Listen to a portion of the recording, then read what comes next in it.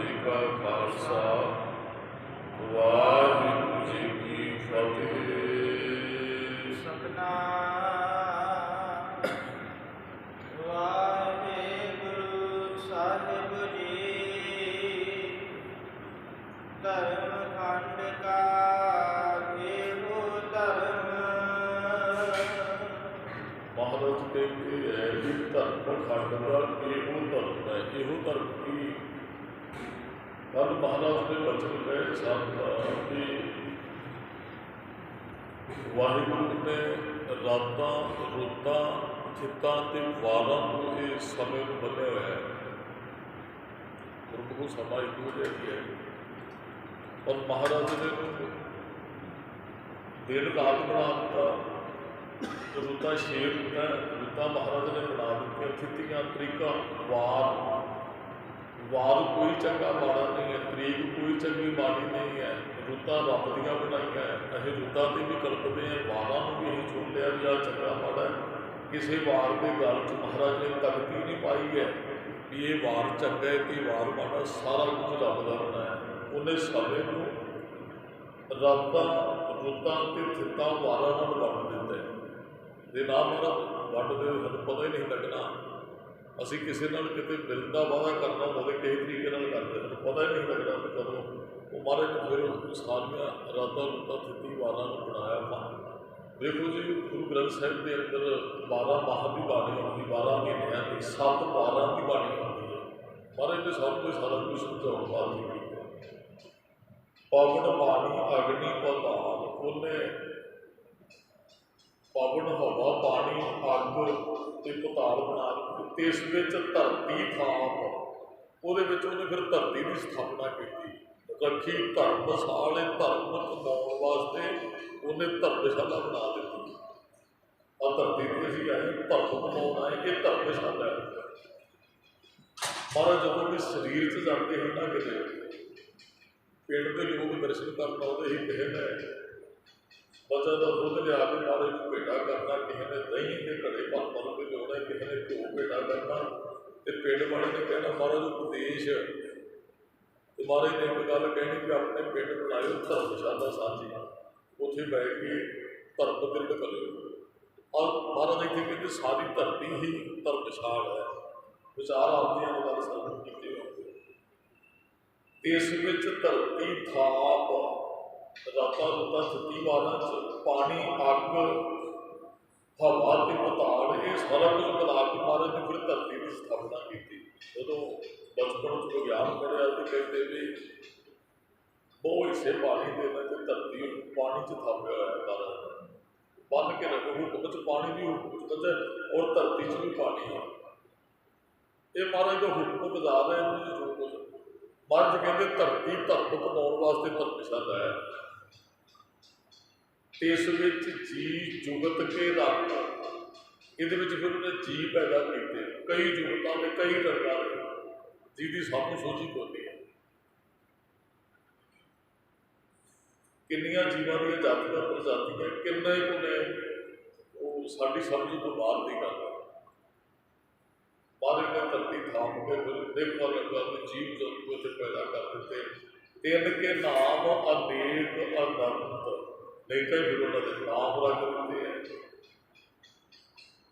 ਪਹਿਲਾਂ ਮਨੁੱਖੀ ਥੋੜ੍ਹਾ ਸੰਸਾਰ ਨੇ, ਪਤਾ ਨਹੀਂ ਕਿੰਨੇ ਕੁ ਤਰ੍ਹਾਂ ਦੇ ਪਸ਼ੂ ਨੇ, ਕਿੰਨੇ ਕੁ ਤਰ੍ਹਾਂ ਦੇ ਤੇ ਪੰਛੀ ਨੇ, ਕਿੰਨੇ ਕੁ ਤਰ੍ਹਾਂ ਦੇ ਜਾਨਵਰ ਨੇ, ਗਿਣਤੀ ਨੇ ਉਹਨਾਂ ਦੇ ਨਾਮ ਵੀ ਅਨੇਕਾਂ ਅਨੰਤ ਹੈ, ਜਿਹਨਾਂ ਦੀ ਕੋਈ ਗਿਣਤੀ ਨਹੀਂ। ਫਿਰ ਕਰਨੀ ਹੋਏ ਵਿਚਾਰ, ਇਹ ਜਿਹੜੀ ਧਰਮਖੰਡ ਦੀ ਵਿਚਾਰ ਰਹੀ ਹੈ। ਕਹਿੰਦੇ ਮਹਾਰਾਜ ਨੇ ਅਨੇਕਾਂ ਜੀਵ ਪੈਦਾ ਕੀਤੇ ਤੇ ਫਿਰ ਕਰਨੀ ਹੋਏ ਵਿਚਾਰ, ਇਹਨਾਂ ਦੇ ਕਰਮਾਂ ਦੀ ਫਿਰ ਵਿਚਾਰ ਹੋਣੀ ਹੈ। ਮੰਨ ਲਓ ਵੀ ਇੱਕ ਖਾੜਾ ਰਚਿਆ ਕਿਸੇ ਨੇ, ਉਹ ਖਾੜੇ ਬਣਾ ਦਿੱਤਾ, ਉਹਦੇ ਵਿੱਚ ਪਹਿਲਵਾਨ ਨੂੰ ਵੀ ਛੱਡ ਦਿੱਤਾ ਵੀ ਤੁਸੀਂ ਇਹਦੇ ਵਿੱਚ ਉਹਨੂੰ ਘੋਲ ਕਰਨਾ ਜਾਂ ਕਬੱਡੀ ਦੀਆਂ ਟੀਮਾਂ ਹੁੰਦੀਆਂ। ਤੇ ਹੁਣ ਉਹਨਾਂ ਨੇ ਉਸ ਅਖਾੜੇ ਦੇ ਵਿੱਚ ਕਿੰਨੇ % ਕਿੰਨੇ ਨੰਬਰ ਪ੍ਰਾਪਤ ਕੀਤੇ ਨੇ, ਕਿਹਦੇ ਨੰਬਰ ਕਿੰਨੇ ਨੇ, ਨੰਬਰਾਂ ਦੇ ਹਿਸਾਬ 'ਤੇ ਉਹਨਾਂ ਨੂੰ ਜਿੱਤ ਦਿੱਤੀ ਜਾਂਦੀ ਹੈ। ਬਸ ਆਹੀ ਗੱਲ ਮਹਾਰਾਜ ਸਾਨੂੰ ਸਮਝਾਉਣਾ ਚਾਹੁੰਦੇ। ਧਰਤੀ ਰੂਪ ਅਖਾੜੇ 'ਚ ਅਸੀਂ ਉਤਰੇ ਹਾਂ ਤੇ ਅਸੀਂ ਇੱਕ ਪਹਿਲਵਾਨ ਹੈ। ਕੌਮ ਸਾਈਂ ਦਾ ਪਹਿਲ ਵਾਨੜਾ ਅਸੀਂ ਗੁਸਾਈ ਮਾਲਕ ਦੇ ਪਹਿਲਵਾਨ ਹੈ। ਕਿੰਨੇ ਨੰਬਰ ਅਸੀਂ ਲੈਂਦੇ ਆ ਇਹਦੀ ਵਿਚਾਰ ਰੱਬ ਨੇ ਕਰਨੀ ਹੈ। ਜ਼ਿੰਦਗੀ ਦੀ ਬਾਜੀ ਅਸੀਂ ਹਾਰ ਕੇ ਅਸੀਂ ਫੇਲ ਨਹੀਂ ਹੋਣਾ, ਅਸੀਂ ਪਾਸ ਹੋ ਕੇ ਜਾਣਾ, ਕਿਉਂਕਿ ਸਾਡੇ ਕੋਲ ਟੀਚਰ ਬਹੁਤ ਵਧੀਆ ਨੇ। ਪਾਸ ਟੀਚਰ ਦੇ ਹਿਸਾਬ ਤੇ ਹੁੰਦਾ ਹੈ। ਸਾਡੇ ਟੀਚਰ ਕੋਲ ਸਾਡੇ ਕੋਲ ਤੇ ਗੁਰੂ ਗ੍ਰੰਥ ਸਾਹਿਬ ਮਹਾਰਾਜ ਨੇ। ਇਹਦੇ ਵਰਗਾ ਗਿਆਨ ਸੰਸਾਰ 'ਚ ਦੂਸਰੇ ਕਿਸੇ ਕੋਲ ਕਿਸੇ ਗ੍ਰੰਥ ਕੋਲ ਕਿਸੇ ਸਰੀਰ ਕੋਲ ਨਹੀਂ ਹੈ ਜਿਹੜਾ ਗਿਆਨ ਗੁਰੂ ਗ੍ਰੰਥ ਸਾਹਿਬ ਦੇ ਅੰਦਰ ਹੈ। ਅੱਗੇ ਗਿਆਨ ਖੰਡ ਵੀ ਹੈ। ਅਸੀਂ ਖਾੜੇ 'ਚ ਉਤਰੇ ਐ ਤੇ ਨਿਹਤੇ ਪੰਜ ਜਵਾਨ ਮੈਂ ਗੁਰ ਥਾਪੀ ਦਿੱਤੀ ਕੰਡ ਜੀ। ਇਸ ਖਾੜੇ 'ਚ ਅਸੀਂ ਗੁਰੂ ਤੋਂ ਗੁਰ ਸਿੱਖਦੇ ਨੇ। ਜੇ ਗੁਰੂ ਕੰਡ ਤੇ ਹੱਥ ਰੱਖੇਗਾ ਫਿਰ ਪੰਜ ਪੁਕਾਰਾਂ ਨੂੰ ਅਸੀਂ ਇੱਥੇ ਜਿੱਤਣਾ ਹੈ। ਕਰਮੀ ਕਰਮੀ ਹੋਏ ਵਿਚਾਰ, ਕਰਮਾਂ ਦੀ ਵਿਚਾਰ ਹੋਣੀ ਨਾ ਵੀ ਕਿਸੇ ਨੇ ਜਾ ਕੇ ਖਾੜੇ 'ਚ ਕਿੰਨੇ ਨੰਬਰ ਲਏ, ਭਾਈ ਹਾਰੀ ਕਿਹੜੀ ਟੀਮ ਹੈ, ਪਾਸ ਕੌਣ ਹੋਇਆ।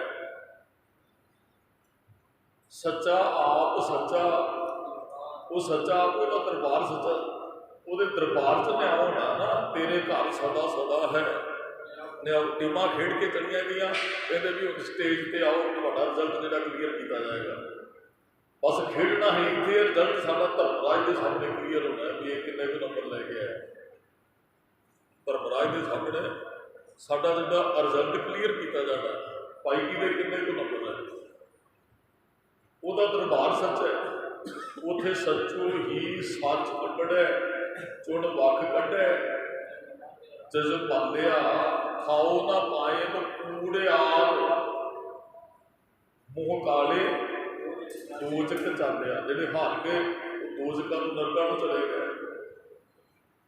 ਸੱਚਾ ਆਪ ਸੱਚਾ ਦਰਬਾਰ ਕਿੱਥੇ ਸੋਹਣ ਪੰਜ ਪ੍ਰਵਾਨ, ਕਹਿੰਦੇ ਉਸ ਰੱਬ ਦੇ ਘਰ ਪੰਜ ਪ੍ਰਵਾਨ ਹੋਣਗੇ। ਵਿਚਾਰ ਆਪਾਂ ਕਰ ਚੁੱਕੇ ਹਾਂ। ਪੰਜ ਪ੍ਰਵਾਨ, ਪੰਜ ਪ੍ਰਧਾਨ, ਪੰਜੇ ਬਾਬੇ ਦਰਗਾਹ, ਜਿਹੜੇ ਜਿੱਤ ਕੇ ਕੋਈ ਸੋਹਣੇ ਲੱਗਦੇ ਉੱਥੇ, ਤੇ ਅਸੀਂ ਫਿਰ ਹਾਰ ਗਏ ਕਿਉਂ ਵੀ ਸਾਡਾ ਗੁਰੂ ਬੜਾ ਵੱਡਾ ਹੈ। ਅਸੀਂ ਜਿੱਤ ਕੇ ਜਾਣਾ, ਅਸੀਂ ਫਿਰ ਸੋਹਣੇ ਲੱਗਾਂਗੇ। ਭਗਤ ਤੇਰੇ ਮਨ ਭਾਵ ਦੇ ਦਰ ਸੋਹਣ ਕੀਰਤ, ਨਾਨਕ ਕਰਮਾ ਵਾਹ ਦੇ ਦਰ ਢੋ ਨਾ ਲੈਣੀ। ਭਾਵ ਦੇ ਉਹਨਾਂ ਨੂੰ ਨਹੀਂ ਮਿਲਣੀ ਜਿਹੜੇ ਹਾਰ ਕੇ ਜਾਂਦੇ ਆ। ਹਾਰਿਆਂ ਦੇ ਗਲਾਂ 'ਚ ਥੋੜ੍ਹੀ ਹਾਰ ਪੈਂਦੇ ਆ। ਮੋਟਰਸਾਈਕਲ ਦੇ ਕੇ ਪਹਿਲਵਾਨ ਭੁੱਲਦੇ ਨੇ, ਗੱਡੀਆਂ ਦੇ ਕੇ ਉਹਨਾਂ ਨੂੰ ਨਵਾਜਿਆ ਜਾਂਦਾ। ਸਾਨੂੰ ਰੱਬ ਦੇ ਕੋਲੋਂ ਗੁਰੂ ਅਮਰਦਾਸ ਮਹਾਰਾਜ ਕਹਿੰਦੇ ਸਰੋਪਾ ਦੇ ਕੇ ਨਵਾਜਿਆ ਜਾਣਾ। ਮਹਾਰਾਜ ਨੇ ਕਿਹਾ ਇਹਨੂੰ ਰੋਵੋ ਨਾ, ਸਾਨੂੰ ਤੇ ਮਾਣ ਸਤਿਕਾਰ ਮਿਲਣ ਵਾਲਾ ਰੱਬ ਦੇ ਕੋਲੋਂ। ਉਹ ਮਿੱਤਰ ਨਹੀਂ ਜੀ ਹੁੰਦਾ ਜਿਹੜਾ ਮਿੱਤਰ ਨੂੰ ਮਾਣ ਸਨਮਾਨ ਮਿਲੇ ਤੇ ਰੋਣ ਲੱਗ ਪਏ। ਉੱਥੇ ਮਿੱਤਰ ਤੋਂ ਖੁਸ਼ ਹੁੰਦੇ। ਨਿਤ ਪੈਜ ਨਿਤ ਬਿਗ ਸੈ, ਜਿਸ ਨਿਤ ਕੀ ਪੈਜ ਭਾਵ ਹੈ। ਮਿੱਤਰ ਨੂੰ ਸਨਮਾਨ ਮਿਲੇ ਤੇ ਮਿੱਤਰ ਨੂੰ ਖੁਸ਼ੀ ਮਨਾਉਣੀ ਚਾਹੀਦੀ, ਰੋਣਾ ਥੋੜ੍ਹੀ ਉਹਦੇ ਚਾਹੀਦਾ ਹੈ। ਮਹਾਰਾਜ ਕਹਿੰਦੇ ਪੰਚ ਪ੍ਰਵਾਨ, ਪੰਚ ਦਾ ਹੁੰਦਾ ਮੁਖੀ, ਜਿਨ੍ਹਾਂ ਨੇ ਇੱਥੇ ਜਿਨ੍ਹਾਂ ਸਾਸ ਵਿਲਾਸ ਨਾ ਵਿਸਰੈ, ਹਰ ਨਾਮਾ ਮਨ ਮੰਤ, ਧਨ ਸੇ ਸਹੀ ਨਾਨਕ ਪੂਰਨ ਸੋਈ। ਸੰਤ ਭਾਗਠ ਦੇ ਹਰ ਸੰਤ ਤੁਮਾਰੇ, ਜਿਨ ਘਰ ਧਨ ਹਰ ਨਾਮਾ, ਪ੍ਰਵਾਨ ਗਣੀ ਸੇਈਏ ਆਏ। ਸਫਲ ਤਿਨਾਂ ਕੇ ਕਾਮਾ ਮੇਰੇ ਰਾਮ, ਹਰ ਜਨ ਕੈ ਹਉ ਬਲ ਜਾਈ। ਕੇਸਾਂ ਕਾ ਕਰ ਚਵਰ ਢੁਲਾਵਾ, ਚਰਨ ਧੂੜ ਮੁਖ ਲਾਈ। ਜਨਮ ਮਰਨ ਦੋਹੂ ਮੈਂ ਨਾਹੀ, ਜਨ ਪਰ ਉਪਕਾਰੀ ਆਏ। ਜੀ ਦਾਨ ਦੇ ਭਗਤੀ ਦਾਇਨ, ਹਰ ਸੋ ਲੈਣ ਮਿਲਾਏ। ਉਹ ਪੰਜ ਭਗਵਾਨ ਸੁਣਦੇ ਜਿਨ੍ਹਾਂ ਨੇ ਪੰਜਾਂ ਨੂੰ ਜਿੱਤ ਲਿਆ। ਬਕਾਰਾਂ ਨੂੰ, ਕਾਮ, ਕ੍ਰੋਧ, ਲੋਭ, ਅਹੰਕਾਰ ਨੂੰ, ਉਹ ਪੰਜ ਮੁਖੀ ਨੇ ਤੇ ਰੱਬ ਦੇ ਘਰ ਪ੍ਰਵਾਨ ਨੇ, ਕਿਉਂਕਿ ਇਸ ਧਰਤੀ ਧਰਮਸ਼ਾਲਾ ਤੋਂ ਉਹਨਾਂ ਨੇ ਧਰਮ ਕਮਾਇਆ ਹੈ। ਫਿਰ ਨਗਰੀ ਕਰਮ ਪਵੈ ਨਿਸ਼ਾਨ, ਜਦੋਂ ਜੀਵਨ ਚੰਗਾ ਹੋਏਗਾ ਫਿਰ ਉਹਦੀ ਬਖਸ਼ਿਸ਼ ਦਾ ਇੱਕ ਨਿਸ਼ਾਨ ਮੱਥੇ ਤੇ ਲੱਗੇਗਾ। ਜਿਹੜਾ ਜਿੱਤਦਾ ਹੈ ਉਹਨੂੰ ਇੱਕ ਨਿਸ਼ਾਨੀ ਮਿਲਦੀ ਹੈ। ਆ ਭਾਈ ਇਹਨੂੰ ਆਹ ਮੈਡਲ ਦੇ ਕੇ ਨਵਾਜਿਆ ਗਿਆ, ਇਹਨੂੰ ਭਾਈ ਆਹ ਚੀਜ਼ ਦੇ ਕੇ ਨਵਾਜਿਆ ਗਿਆ। ਜਿਹੜੇ ਜਿੱਤਦੇ ਹੈ ਤੇ ਸਾਨੂੰ ਵੀ ਉਹ ਨਿਸ਼ਾਨ ਮਿਲੇਗਾ, ਸਾਡੇ ਮੱਥੇ ਤੇ ਨਿਸ਼ਾਨੀ ਲੱਗੇਗੀ ਭਾਈ ਜਿੱਤ ਕੇ ਗਏ। ਕੱਚ ਪਕਾਈ ਉੱਥੇ ਪਾਏ। 10 ਕੱਲ੍ਹ ਵਾਲੀ ਸੰਖੇਪ ਵਿਚਾਰ ਇਸ ਕਰਕੇ ਕਰ ਰਿਹਾ ਵੀ ਇਹ ਧਰਮਖੰਡ ਦੀ ਵਿਆਖਿਆ ਕਰ ਰਹੀ ਹੈ। ਮਹਾਰਾਜ ਨੇ ਕਿਹਾ ਧਰਮਖੰਡ ਤਾਂ ਇਹੋ ਧਰਮ ਹੈ, ਆ ਜਿਹੜਾ ਉੱਪਰ ਦੱਸਿਆ ਇਹੀ ਤੁਹਾਡਾ ਧਰਮ ਹੈ। ਧਰਤੀ ਧਰਮਸ਼ਾਲਾ ਇੱਥੇ ਰਹਿ ਕੇ ਤੁਸੀਂ ਧਰਮ ਕਮਾਉਣਾ ਹੈ, ਧਰਮ ਕਮਾਉਣੇ ਅਸੀਂ ਆਏ। ਕੱਚ ਪਕਾਈ ਉੱਥੇ ਪਾਏ। ਰੱਬ ਦੇ ਘਰ ਪਤਾ ਲੱਗਦਾ ਕੌਣ ਕੱਚਾ ਹੈ ਤੇ ਕੌਣ ਪੱਕਾ ਹੈ। ਅਸੀਂ ਤਾਂ ਸਾਰੇ ਕਹਿੰਦੇ ਮੇਰੇ ਵਰਗਾ व्याख्याकार को नहीं मेरे वर्गा, हाजरी भरत वाला को नहीं मेरे वर्गा, रागी सिंह को नहीं मेरे वर्गा, फलाना को नहीं। ये रब के घर पता लगेगा असी कच्चे हैं कि पक्के हैं। कच्च पकाई उत्थे पाए, ये उत्थे पता लगना रब के घर। नानक गया जापे जो उत्थे गया फिर पता लगेगा कि बख्श। जी पंक्ति पहली पढ़ी सी, धर्म खंड का एहो धर्म, धर्म खंड का भाई यही धर्म है। असी धर्म नहीं बना, धर्म का निजम जोड़ा गुरमुख निजमा सहित जीवन जिएगा ना मर्यादा के जीवन वो चंगा है। ये मर्यादा सानू गुरु बिरद करवाउंदा है, भाई आ करना है तो आ नहीं करना, आ तेरे करने योग है, आ नहीं है। तू सिख है ये नहीं कर सकता है, तू सिख है तेन ये करना चाहता है, तेन करना ही चाहिए। ये गुरु सानू धर्म दृढ़ करवाउंदा, धर्म का रुद्र नहीं सकता। तो महाराज ने कहा सगल धर्म में श्रेष्ठ धर्म हर को नाम जप निर्मल करम। ये साडी मनुखता का विश्व का साझा धर्म है जोड़ा वो असी नाम जपना। कोई राम अल्लाह करीम रहीम कह के जपे, ये साडा सारिਆਂ का निजम रब ने जीवन दिता है, तो सानू जपना भी चाहिए। ਉਹਦਾ ਧੰਨਵਾਦ, ਉਹਦੇ ਦਿੱਤੇ ਦਾ ਸ਼ੁਕਰਾਨਾ ਸਾਨੂੰ ਕਰਨਾ ਚਾਹੀਦਾ। महाराज ने कहा धर्म खंड का, खंड के अर्थदान ने पहला किए हैं। खंड का होता है टुकड़ा, एक हिस्सा। यही धर्म है जो उपर महाराज कहते यो ही धर्म है जो उपर दस दिता गया कि भाई तू धर्म कमाउण आया है। ज्ञान खंड का आखो कर्म, ज्ञान खंड का आखो कर्म। ज्ञान खंड, खंड का अर्थ फिर जगह, टुकड़ा हिस्सा, ज्ञान उत्थे ज्ञान, आखो कर्म। वैसे कर्म का अर्थ चलो भी उसकी बख्शिश, उसकी बख्शिश को फिर आख्या जाता। असल में धर्म भी उसकी कृपा नाल ही कमाया जाता है जी। आप सारे बंदे के धर्मी नहीं, सारे के निजमत चलते नहीं है। आप उधरा जीवन जीवन वाले बहुत तुहानू संसार च मिल जाएंगे, धर्म कमाने वाले बहुत घट है। धर्मी बंदे के जीवन को पता लगता भी वो धर्म कमा गया। धर्मी बंदे के जीवन को पता लगता है कि ये धर्मी है, नहीं तो तुहानू आप उधरा जीवन जीवन वाले महाराज कहते फिर वो ज्ञान खंड च प्रवेश कर जाता है, तो वो फिर उसकी बख्शिश को बयान करता है जी। केते पवन पानी वै संत। फिर ज्ञानी बंदा ही ये गल कहता है जिहड़ा ज्ञान खंड में चला गया भी केते पवन पानी वै संतर।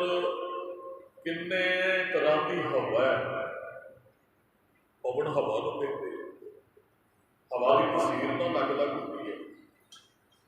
हुण तसीर हो सकता लोग अगे तो हवा की तसीर गर्म होए, जे किते पिछे पै जाए बारिश तो उसकी तसीर बदल जाती है, वो फिर हवा ठंडी लगती है। ਜਾਂ ਇੱਥੇ ਕੁਝ ਹਵਾ ਹੋਰ ਹੈ, ਤੁਸੀਂ ਹੋਰ ਕਿਤੇ आनंदपुर साहिब किते चले जाओ, उत्थे इन्ने दरख्त ने, हवा उत्थे बड़ी ताज़ी है, बड़ी ठंडी है, वो इलाका हो गया। इत्थे हवा उस तरह की प्रदूषण है, इत्थे तो हवा थोड़े हवा ही सानू खराब करनी, श्वास लै रहे। चलो वो श्वास भी एक हवा ही है। अनेक तरह की हवा की तसीर बदलती है, अनेक वो ये ज्ञान खंड वाला बंदा दसेगा भी। केते पवन पानी, पानी भी कई तरह के केते पानी ने। हुण असीं ना कई बारी बोरवैल बोर कराउणा होवे ते वो मिस्त्री कहता भाई इस जगह पर, हालांकि बहुती जगह ने इस किले च कराओगे तो इहो जिहा बोर होएगा, अगले किले च कराओगे तो उसदे पानी का वहाव बदल जाता है।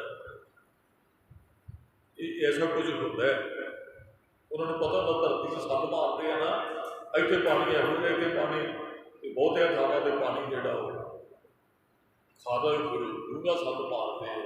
तो भी हुण वो वाहिगुरू ने पता जो उन्हें निकलेगा। अनेक तरह का पानी तो बसंतर अग भी अनेक तरह की है।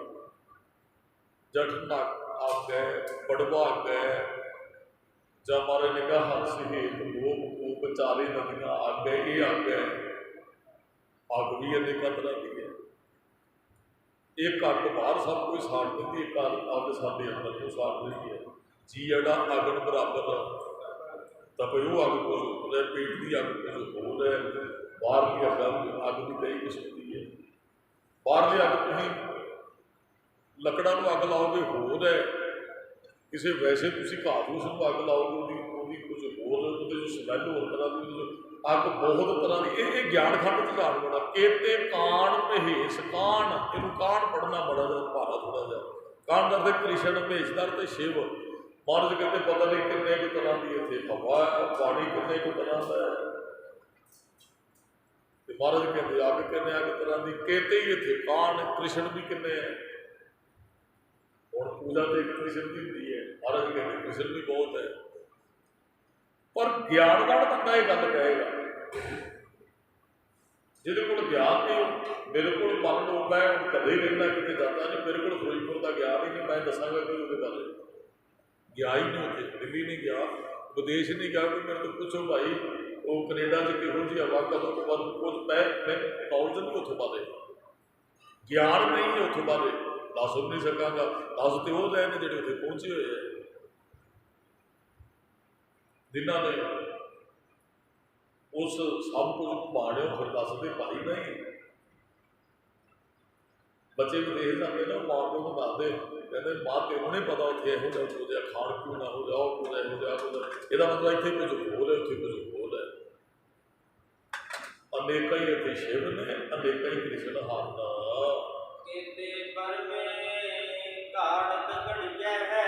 ਮਹਾਰਾਜ ਕਹਿੰਦੇ ਪਤਾ ਨਹੀਂ ਕਿੰਨੇ ਕੀ ਬਰਮ ਹੈ।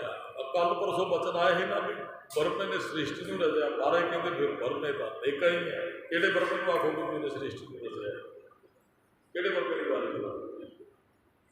ਅਨੇਕਾਂ ਹੀ ਇੱਥੇ ਬਰਮੇ ਹੈ। ਇਹ ਗਿਆਨਵਾਨ ਨੂੰ ਪਤਾ ਹੈ, ਸਾਨੂੰ ਨਹੀਂ ਪਤਾ ਹੈ। ਅਸੀਂ ਤਾਂ ਇੱਕ ਵੀ ਬਰਮੇ ਨੂੰ ਦਰਸ਼ਨ ਨਹੀਂ ਕੀਤੇ ਹੈ। ਉਹ ਕਹਿੰਦੇ ਕਿੰਨੇ ਹੀ ਹੈ।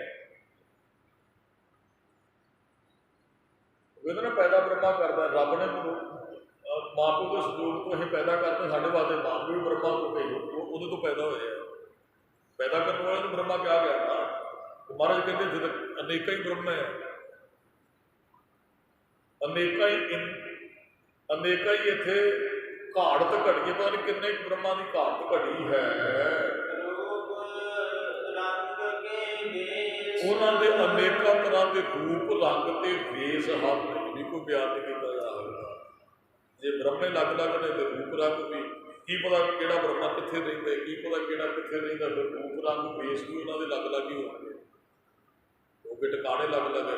ਤੁਸੀਂ ਇੱਥੇ ਜਿਹੜੇ ਕੱਪੜੇ ਪਾਉਂਦੇ ਜੇ ਬਾਹਰ ਜਾ ਕੇ ਉਹ ਕੱਪੜੇ ਨਹੀਂ ਪਾਓਗੇ, ਤੁਹਾਡੇ ਕੱਪੜੇ ਬਦਲ ਜਾਣਗੇ, ਭਾਸ਼ਾ ਬਦਲ ਜਾਂਦੀ ਹੈ, ਖਾਣ ਪੀਣ ਬਦਲ ਜਾਂਦਾ ਹੈ। ਜਿਹੜੀ ਚੀਜ਼ ਤੁਹਾਨੂੰ ਫਿਰੋਜ਼ਪੁਰੋਂ ਮਿਲੇਗੀ ਤੁਹਾਨੂੰ ਹੋ ਸਕਦਾ ਬਾਹਰ ਜਾ ਕੇ ਨਾ ਮਿਲੇ, ਜਿਹੜੀ ਬਾਹਰੋਂ ਮਿਲੇਗੀ ਤੁਹਾਨੂੰ ਇੱਥੋਂ ਨਹੀਂ ਮਿਲਣੀ। ਖਾਣ ਪੀਣ ਵੀ ਬਦਲ ਗਿਆ, ਬਦਲਣਾ ਪੈਂਦਾ। ਮਹਾਰਾਜ ਕਹਿੰਦੇ ਕੇਤੇ ਹੀ ਸਾਰੇ ਰੂਪ ਰੰਗ ਨੇ, ਕੇਤੇ ਹੀ ਬ੍ਰਹਮ ਹੈ, ਕੇਤੇ ਹੀ ਵੇਸ ਹਨ ਜੀ। ਕਹਿੰਦੇ ਕਰਮ ਕਮਾਉਣ ਵਾਸਤੇ ਭੂਮੀ ਵੀ ਇੱਕ ਨੇ। ਅਸੀਂ ਤੇ ਆਹ ਧਰਤੀ ਤੇ ਰਹਿੰਦੇ ਹਾਂ, ਇਹ ਵੀ ਧਰਤੀ ਅਸੀਂ ਕਿਹੜੀ ਘੁੰਮ ਕੇ ਵੇਖਦੇ, ਧਰਤੀ ਦਾ ਚੱਕਰ ਕੱਢਦੇ ਆ। ਮਹਾਰਾਜ ਕਹਿੰਦੇ ਕਰਮ ਕਮਾਉਣ ਦੀਆਂ ਵੀ ਅਨੇਕਾਂ ਭੂਮੀਆਂ ਜਿੱਥੇ ਜੀਵ ਕਰਮ ਕਮਾ ਰਿਹਾ। ਅਸੀਂ ਤੇ ਇੱਕ ਧਰਤੀ ਤੇ ਰਹਿੰਦੇ, ਕੀ ਪਤਾ ਕਿੰਨੀਆਂ ਕੁ ਧਰਤੀਆਂ। ਉਹ ਕਹਿੰਦੇ ਹਨ ਨਿੱਕੇ ਨਿੱਕੇ ਹੁੰਦੇ ਆ ਤੇ ਗੱਲ ਬਣੀ ਵੀ ਥੱਲੇ ਧਰਤੀ ਚੋਂ ਸੱਲ ਮਾਰ ਕੇ ਨਾ ਤੇ ਗੋਣੇ ਜੇ ਬੰਦੇ ਵਿੱਚੋਂ ਨਿਕਲ ਆਉਂਦੇ ਆ। ਉਹ ਕਾਰਨ ਇਹ ਨਿਕਲਦੇ ਕਿ ਨਹੀਂ ਨਿਕਲਦੇ ਵੀ ਧਰਤੀ ਹੈ ਕੋਈ ਹੋਰ ਵੀ, ਉੱਥੇ ਵੀ ਕੋਈ ਜੀਵ ਵਸਦੇ ਹੈ। ਉਸ ਧਰਤੀ ਤੇ ਵੀ ਲੋਕ ਕਰਮ ਤੇ ਕਰ ਹੀ ਰਹੇ ਹੋਣਗੇ, ਆਪਾਂ ਵੀ ਕਰ ਰਹੇ ਹਾਂ। ਮਹਾਰਾਜ ਕਹਿੰਦੇ ਕੇਤੀਆ ਕਰਮ ਭੂਮੀ, ਭੂਮੀ ਧਰਤੀ ਨੂੰ ਕਹਿੰਦੇ।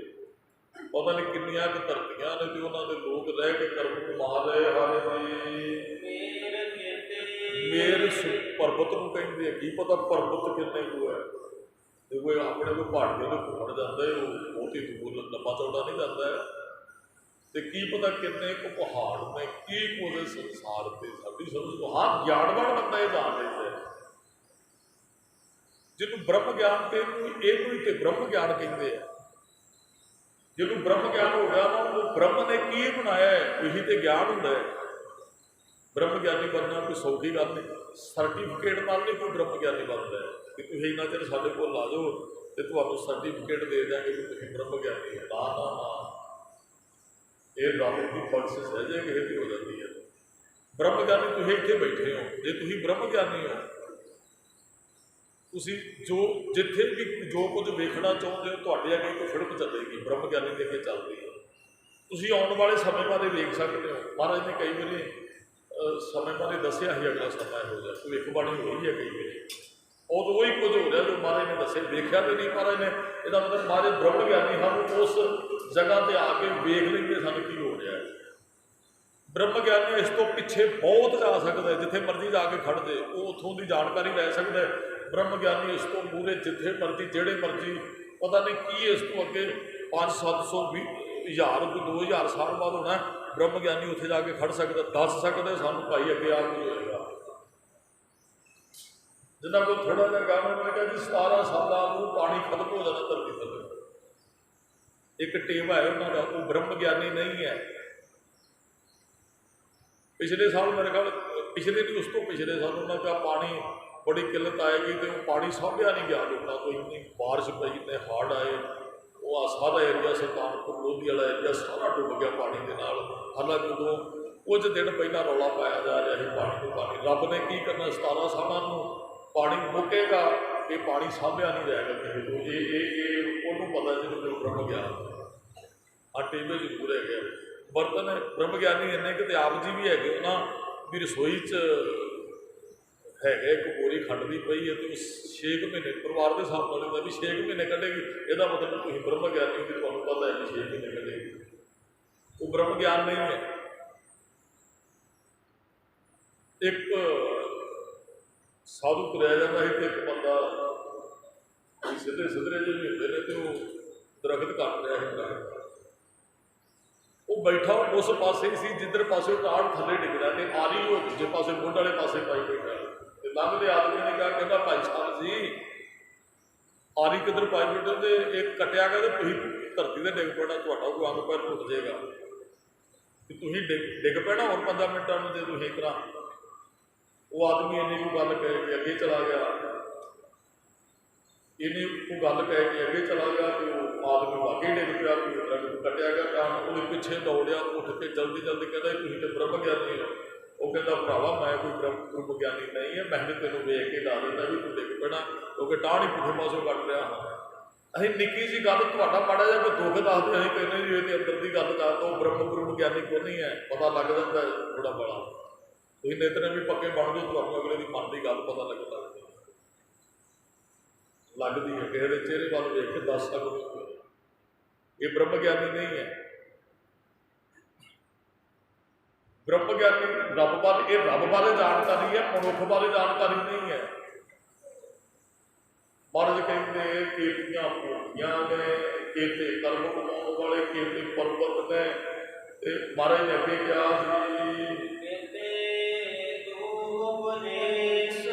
ਉਹਦਾ ਅਰਥ ਧਰੂ ਹੈ, ਉਪਦੇਸ਼ ਦੇਣ ਵਾਲੇ। ਕਿੰਨੇ ਹੀ ਉਪਦੇਸ਼ ਨੇ, ਕਿੰਨੇ ਹੀ ਧਰੂ ਨੇ। ਅਸੀਂ ਤੇ ਇੱਕ ਧਰੂ ਬਾਰੇ ਜਾਣਦੇ ਹਾਂ, ਤੇ ਬਹੁਤ ਧਰੂ ਦੇਖਿਆ ਨਹੀਂ। ਇਹਦਾ ਮਤਲਬ ਬਹੁਤ ਧਰਤੀਆਂ ਨੇ, ਬਹੁਤ ਧਰਤੀਆਂ ਤੇ ਧਰਮ ਕਮਾਉਣ ਵਾਲੇ ਹੈਗੇ ਨੇ। ਇੱਕ ਧਰੂ ਸਾਡੀ ਧਰਤੀ ਤੋਂ, ਇੱਕ ਧਰੂ ਹੋ ਸਕਦਾ ਦੂਸਰੀ ਧਰਤੀ ਤੋਂ ਹੋਵੇ। ਕਿੰਨੇ ਫਿਰ ਧਰੂ ਹੋਏ, ਗਿਣਤੀ ਨਹੀਂ ਕੀਤੀ ਜਾ ਸਕਦੀ। ਧਰੂ ਬਾਰੇ ਜਾਣਦੇ ਹੋ, ਬਹੁਤ ਵਾਰੀ ਆਪਾਂ ਗੱਲ ਕੀਤੀ। ਨਿੱਕਾ ਜਿਹਾ ਬੱਚਾ ਸੀ, ਰਾਜੇ ਦਾ ਪੁੱਤਰ ਸੀ, ਤੇ ਉਹ ਰਾਜੇ ਨੇ ਕਰਾ ਲਿਆ ਦੂਸਰਾ ਵਿਆਹ। ਉਹ ਹੈਗਾ ਸੀ ਵੱਡੀ ਰਾਣੀ ਦਾ ਪੁੱਤਰ, ਤੇ ਉਹ ਛੋਟੀ ਰਾਣੀ ਨੇ ਬਾਪ ਦੀ ਪੁੱਤਰ ਤੋਂ ਝੁੱਕ ਕੇ ਬਾਹਰ ਸੁੱਟ ਦਿੱਤਾ। ਕਹਿੰਦੀ ਜੇ ਇੱਥੇ ਬਹਿਣਾ ਤੇ ਮੇਰੀ ਭੁੱਖ ਤੋਂ ਜਨਮ ਲੈਣਾ ਪਏਗਾ। ਉਹ ਰੋਂਦਾ ਆਪਣੀ ਮਾਂ ਕੋਲ ਚਲਾ ਗਿਆ। ਮਾਂ ਤੋਂ 10 ਨੌਕਰਾਣੀ ਹੈ ਕਿ ਮਹਾਰਾਣੀ ਹੈ?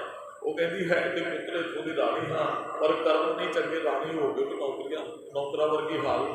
ਕਹਿੰਦਾ ਫਿਰ ਕਿਸ ਉਦਮ ਤੇ ਰਾਜ ਮਿਲਿਆ? ਮਾਂ ਦੱਸ ਕਿ ਰਾਜਾ ਕਿਵੇਂ ਮੈਂ ਬਣ ਸਕਦਾ, ਹੱਕ ਮੇਰਾ ਬਣਦਾ ਹੈ। ਕਹਿੰਦੀ ਪੁੱਤਰ ਰਾਜ ਪ੍ਰਾਪਤ ਕਰਨਾ ਹੈ ਤੇ ਰਾਜ ਬੰਦਗੀ ਤੋਂ ਬਗੈਰ ਨਹੀਂ ਮਿਲਦਾ। ਧਰੂ ਦੀ ਮਾਂ ਨੇ ਸਿੱਖਿਆ ਦਿੱਤੀ। ਧਰੂ ਬੰਦਗੀ ਕਰਨ ਗਿਆ।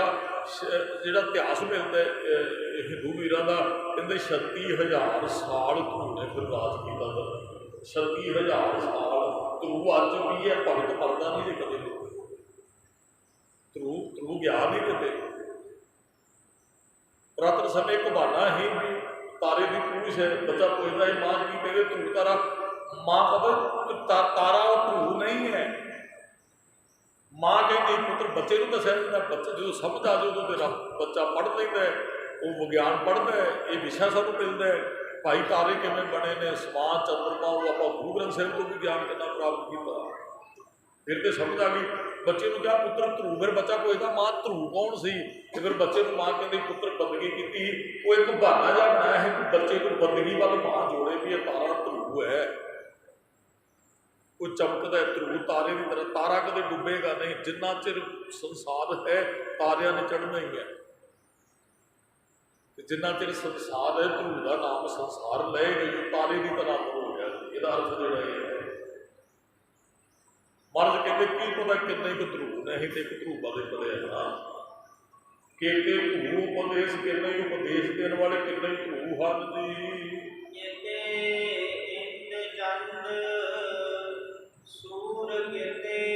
ਕਿੰਨੇ ਇੰਦਰ ਨੇ ਤੇ ਕਿੰਨੇ ਚੰਦਰਮਾ, ਸੂਰ ਕੇ ਤੇ ਸੂਰਜ। ਹੁਣ ਅਸੀਂ ਤੇ ਬਹੁਤ ਸੂਰਜ ਚੰਦਰਮਾ ਬਾਰੇ ਪੜ੍ਹਿਆ ਹੀ ਨਹੀਂ, ਅਸੀਂ ਤੇ ਇੱਕ ਨੂੰ ਵੇਖਿਆ ਕਈ ਸੂਰਜ ਨੂੰ ਵੀ ਸਲਾਮਾਂ ਕਰਦੇ ਸਵੇਰੇ ਉੱਠ ਕੇ ਪਾਣੀ ਦਿੰਦੇ ਨੇ, ਕਈ ਸੂਰਜ ਨੂੰ। ਇਹਨੂੰ ਪਾਣੀ ਦੇਣ ਦੀ ਲੋੜ ਨਹੀਂ, ਰੱਬ ਦੇ ਹੁਕਮ 'ਚ ਬੱਝਾ ਹੈ। ਰੱਬ ਨੂੰ ਪਾਣੀ ਦਿਓ, ਸਿਮਰਨ ਦਾ ਪਾਣੀ, ਬੰਦਗੀ ਦਾ ਪਾਣੀ। ਇਹ ਸੂਰਜ ਨੂੰ ਮੱਥੇ ਟੇਕਣ ਦੀ, ਪਾਣੀ ਨੂੰ ਮੱਥਾ ਟੇਕ, ਕਈ ਨਹਿਰਾਂ 'ਤੇ ਜਾ ਕੇ ਨਾ ਮੱਥੇ ਟੇਕਦੇ ਪਾਣੀ ਨੂੰ ਮੱਥਾ ਟੇਕਣ ਦੀ ਜ਼ਰੂਰਤ ਨਹੀਂ। ਜਿਹੜਾ ਪਾਣੀ ਨੂੰ ਚਲਾ ਰਿਹਾ ਵਹਾ ਦਿਓ, ਉਹਨੂੰ ਮੱਥਾ ਟੇਕਣ ਦੀ ਲੋੜ ਹੈ, ਉਹਦੇ ਹੁਕਮ 'ਚ ਹੈ ਨਾ, ਉਹਨੂੰ ਨਮਸਕਾਰ ਕਰੀਏ। ਮੰਨ ਲਓ ਤੁਸੀਂ ਕਦੇ ਆਪਾਂ ਕੋਈ ਚੀਜ਼ ਮੰਗਵਾਉਣੇ ਆ, ਜਿਹਨੇ ਭੇਜੀ ਸ਼ੁਕਰਾਨਾ ਉਹਦਾ ਕਰਨਾ ਚਾਹੀਦਾ, ਦੇਣ ਵਾਲੇ ਦਾ ਨਹੀਂ। ਦੇਣ ਵਾਲਾ ਤਾਂ ਜਦੋਂ ਉਹਦੀ ਡਿਊਟੀ ਲੱਗੀ ਹੈ, ਦੇਣ ਵਾਲੀ ਤੇ ਮਾਲਕ ਨੇ ਉਹਨੇ ਡਿਊਟੀ ਲਾਈ, ਉਹਦਾ ਸ਼ੁਕਰਾਨਾ ਕਰੋਗੇ ਨਾ ਕਰੋਗੇ ਸਭ ਜਗ੍ਹਾ, ਪਰ ਭੇਜਣ ਵਾਲੇ ਦਾ ਸ਼ੁਕਰਾਨਾ ਸਾਨੂੰ ਕਰਨਾ ਪੈਣਾ।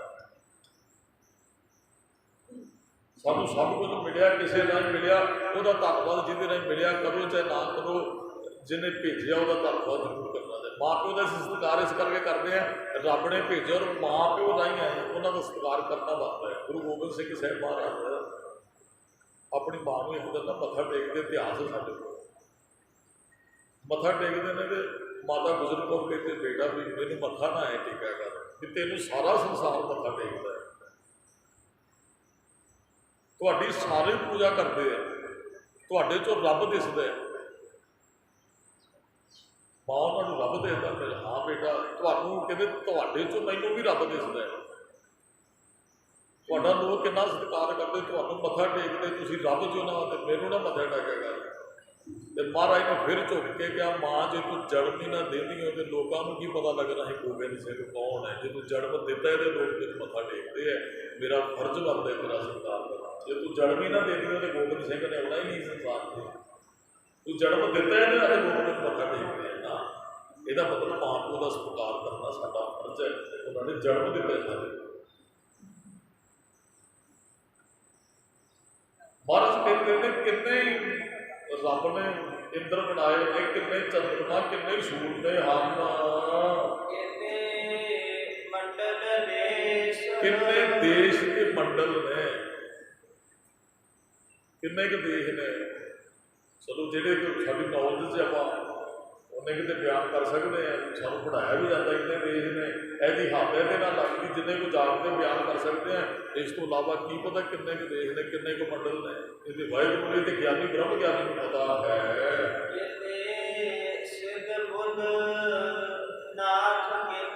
ਕਿੰਨੇ ਕੁ ਸਿੱਧ ਨੇ, ਸਿੱਧ ਵੈਸੇ ਜੋਗੀਆਂ ਨੂੰ ਗੋਰਖਨਾਥ ਵਰਗੇ ਹੋਏ ਨਾ, ਗੁਰੂ ਸਾਹਿਬ ਨਾਲ ਵਿਚਾਰ ਚਰਚਾ ਕਰਦੇ ਨੇ। ਬੁੱਧ ਭਾਰਵਾ ਬੁੱਧ ਇੱਕ ਹੋਇਆ ਕਿ ਸਿੱਧ ਕਿੰਨੇ ਨੇ, ਵੱਡੀ ਉੱਜਲ ਬੁੱਧੀ ਵਾਲੇ ਕਹਿੰਦੇ ਨਾਥ ਕਿੰਨੇ ਬਣੇ, ਜੋਗੀ ਕਹਿੰਦੇ ਪਤਾ ਨਹੀਂ ਕਿੰਨੇ ਕੁ ਹਨ ਨੂੰ ਜਪਣ ਵਾਲੇ ਜੀ, ਕਿੰਨੇ ਕੁ ਦੇਵੀਆਂ ਦੇ ਵੇਖ ਨੇ। ਅੱਜ ਨਾ ਹੈਗੇ ਨਾ ਲੋਕ ਗੁਰੂ ਦੇ ਰੱਬ ਤੋਂ ਸਾਡੇ ਕੋਲ ਜੁੜੇ ਨੇ, ਕਹਿੰਦੇ ਮੈਂ ਫਲਾਣੀ ਦੇਵੀ ਤੇ ਜਾਂਦਾ, ਦੂਸਰਾ ਕਹਿੰਦਾ ਮੈਂ ਫਲਾਣੀ ਦੇਵੀ ਤੇ ਜਾਂਦਾ, ਫਲਾਣੀ ਦੇਵੀ ਤੇ ਜਾਂਦਾ। ਗੁਰਮੁਖੋ ਸਾਨੂੰ ਗੁਰੂ ਕੋਲ ਆਉਣਾ ਚਾਹੀਦਾ, ਸੇਵ ਨੂੰ ਕਿਸੇ ਦੇਵੀ ਕੋਲ ਜਾਣ ਦੀ ਲੋੜ ਨਹੀਂ ਹੈ। ਭਾਈ ਲਹਿਣਾ ਜੀ ਜਾਂਦੇ ਹਨ ਪਹਿਲਾਂ ਸੰਗਤ ਲੈ ਕੇ, ਤੇ ਕਹਿੰਦੇ ਜਦੋਂ ਗੁਰੂ ਨਾਨਕ ਸਾਹਿਬ ਦੇ ਚਰਨਾਂ 'ਤੇ ਗਏ ਤੇ ਦੇਵੀ ਆਪਣੇ ਕੇਸਾਂ ਨੂੰ ਝਾੜੂ ਮਾਰਦੀ ਤੇ ਪਛਾਣ ਕੇ ਕਹਿੰਦੇ ਤੂੰ ਤੇ ਉਹ ਹੈ ਜਿਹਦੇ ਕੋਲ ਅਸੀਂ ਜਾਂਦੇ ਹੈਗੇ, ਸਾਨੂੰ ਤੋਂ ਕਹਿੰਦੀ ਹਾਂ ਉਹੀ ਹੈ। ਇੱਥੇ ਤੁਸੀਂ ਕਿਵੇਂ ਕਹਿੰਦੇ ਜੋ ਮੰਗਦੇ ਹੋ ਮੇਰੇ ਕੋਲ ਇੱਥੋਂ ਹੀ ਲੈ ਕੇ ਦੇਣੀ ਹੈ। ਇਹ ਸਾਰਿਆਂ ਤੋਂ ਵੱਡਾ ਗੁਰੂ ਨਾਨਕ ਸਾਹਿਬ ਨੇ, ਤੇ ਇਹਦੇ ਤੋਂ ਹੀ ਮੰਗ ਕੇ ਤੁਹਾਨੂੰ ਕੋਈ ਦੇ ਦਿੰਦੇ ਹੈ। ਤੇ ਭਾਈ ਲਹਿਣਾ ਨੇ ਕਿਹਾ ਹੋ ਕੇ ਤੇਰੇ ਕੋਲ ਜਾਵਾਂਗੇ, ਨਹੀਂ ਜਿੱਥੋਂ ਤੂੰ ਮੰਗਦੀ ਫਿਰ ਅਸੀਂ ਉਹਦੇ ਨਾਲ ਹੀ ਹੁਣ ਜੁੜ ਗਏ, ਤੇਰੇ ਕੋਲ ਤੇ ਜਾਣ ਦੀ ਲੋੜ ਹੀ ਨਹੀਂ ਹੈ। महाराज कहते पता नहीं किन्नियां क देवियां किन्ने क वेश ने उन्होंने इत्थे ਕੀਤੇ ਦੇਵ ਨਾਨਕ ਗੁਣ ਕੀਤੇ किन्ने की देवते ने किन्ने की दैत ने देव देवता दानव दैत चलो होर किहां दी छड्डो इत्थे देवते मनुख किन्ने कुछ ने भला करने वाले दयावान किन्ने एक दैत भी ने दैता ने दान ने अगली बेनती की एक कलाकार मार के रख दिता वो दैत ने ਜਿਹੜੇ ਕਿਸੇ ਦੇ ਕਿਸੇ ਦਾ ਜਵਾਨ 6.5 फुट पुत मार देना गोलियां मार के वो दैत ही मार सकते हैं कोई दयावान ते मनुख नहीं मार सकते वो दैत एक बिरती है हरनाकश एक बिरती है रावण एक बिरती है उन्होंने कोई सिंह नहीं लगे हुए कल संस्कार देखा सारे दुश्मने के लोग धावा मार के रोए हो मां जूड़ा गुंदती अपने अपने पुत्र को लाड़ा बना के कल मां ने अर्थी से टिका दिता माँ बाप की बड़ी औखी गल है अपने पुत्र को सिहरा ला के अर्थी से पा देना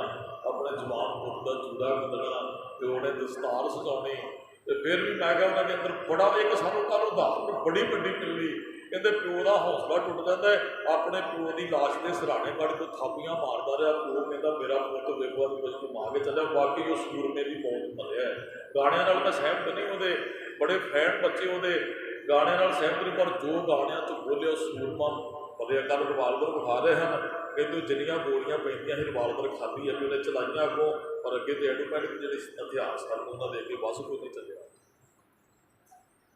ये दैत एक बिरती है देवता एक बिरती है इतने कोई देवते भी तुम्हें मिल जाएंगे फिर दैत भी मिल जाए आ किन्ने क्रैक हो रहे निक्के निक्किया बच्चियां नाल जबर जनाह हो रहा है छरेआम किसी को मार देना वो दैत बिरती है आ 2 कतल हो गए साढ़े फिरोजपुर किसी को 100 रुपये 500 रुपये वास्ते कट के सुट देना कतल कर देना वो दैत ही फिर रहे सड़कों के उत्ते दैत एक बिरती का नाम है होर कोई अलग जगह तो नहीं बैठे हुए हैं पता नहीं किन्ने को देवते किन्ने को दैत रतन समुंदर कहते किन्ने को समुंदर ने रत्ना नाल भरे हुए जी केतिया पानी केतिया पानी किन्नियां खानियां ते बाड़ियां बोलियां पिछावां ते किन्नियां वैसे 4 खानियां मारते अंडज जेरज सेत ते उद भुज 4 खानियां चों साडी उपज हुई है मुड़के चों धरती चों पसीने चों ते जेर चों ते महाराज तो कहते दिते कि खानियां की पता जीव किवें अपने आप को कई पैदा हो जाते गंदगी चों पैदा हो जाते हैं सारा कुछ किन्नियां खानियां किन्नियां बाड़ियां नरेंद्र राजे कहते पता नहीं किन्ने कितने राजे ने हाथ किन्ने उच्ची सुरती वाले ज्ञानवान ते किन्ने को सेवक ने भी चेले हैं इन्हों की भी गिनती नहीं की जा सकती ज्ञानवान मनुख भी कहते नानक अंत ना वो बेअंत का अंत नहीं पाया जा सकता वह अंत है ही कोई नहीं की कुछ उन्हें बनाया ये कहण तो बाहर की गल इनिया को बेटियां कुर्बान करनियां जी इन्होंने स्थानों की सेवा बाल सेवा वाले महापुरुष बाबा जगतार सिंह जी करवा रहे हैं बड़िया सेवावां चालू ने जी सेवा च सेवा के गुरु साहब की खुशी प्राप्त कर सकते हो समुचिया संगतां का बहुत बहुत धन्यवाद जी आया ने बड़े प्यार से नाम की हाजरी भरते हो सतगुरु इस तरह ही कृपा करना दोबारा को बड़ी बार कथा रब हुई है 10 वैसे की कोशिश कर रहा है मैं जल्दी जल्दी कथा भी अर्थ बहुत ही ना खोल के संक्षेप अगली अर्थ करके आगे चलिए सतगुरुओं का जिम्मे अगे हुक्म होगा कहण सुनता सब बालों को बख्श करना समुचिया संगतां का धन्यवाद जी आया वाहिगुरू जी का खालसा वाहिगुरू जी की फतेह।